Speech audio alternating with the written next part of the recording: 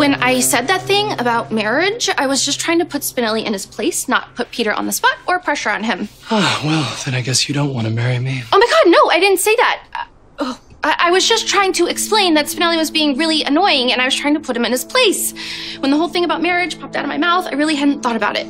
I know how that works. I had to put Spinelli in his place, too. The other day when I was babysitting James, I told him that you and I were forever. You did? You didn't tell me that. Forging friendships is difficult when the two parties are on opposite ends of a continent to begin with and have spent very limited time together. Let's remedy that. Let's get together and hang out sometime. Grab beers, go for a hike. It's pretty difficult for me to get away. Look, Spinelli, we're gonna have to be more than cordial with each other, which we're barely managing as it is, if you haven't noticed. Oh, I think we're barely managing. Look, I'm gonna be in your life, man. Because I'm gonna be in Georgie's life, James's life. Because I'm gonna be in Maxie's life. Permanently. And by permanently, you mean? I mean, Maxie and I are getting married. Well, you were so upset when you walked out of Crimson. But now that you know, did I speak too soon? Should I call Spinelli and retract what I said? You know why that little sting that you had with the parole officer failed? Oh, that was a misunderstanding. I can explain. Yeah, well, you may be a whiz on the web, but when it comes to boots on the ground, you're out of your depth. Your criticism is warranted.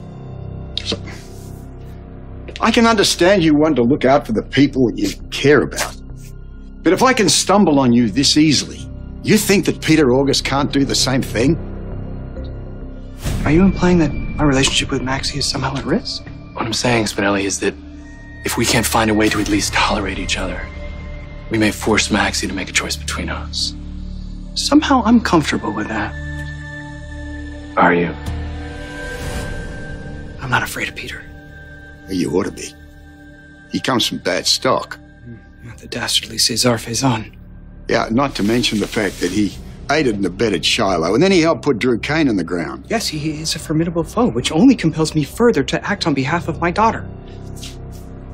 How are you going to do that if I arrest you for breaking and entering? Well, that's your choice. But then again, you might have to explain why you were breaking and entering into the same domicile. You little rodent. Are you trying to blackmail me?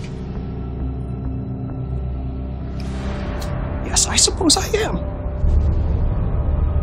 Okay, this just in. The kids want to stay and play some more with Violet. They're about to have a major sugar crash, so Peter's putting their shoes on, because when that happens, we're going to scoop them up and put them in their car seats. Wow, that's really good planning. That's great parenting right there. Yeah, Peter gets the credit. It was his idea. I'm so happy to see he's adjusting. I know it was difficult for him to feel comfortable in a real loving family. What is it? What's on your mind? It's just earlier, you know, when you guys were just tossing around this idea of marriage so cavalierly.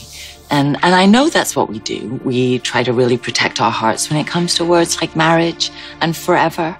But those words mean more to Peter than I think you realize. Even more than I think he knows.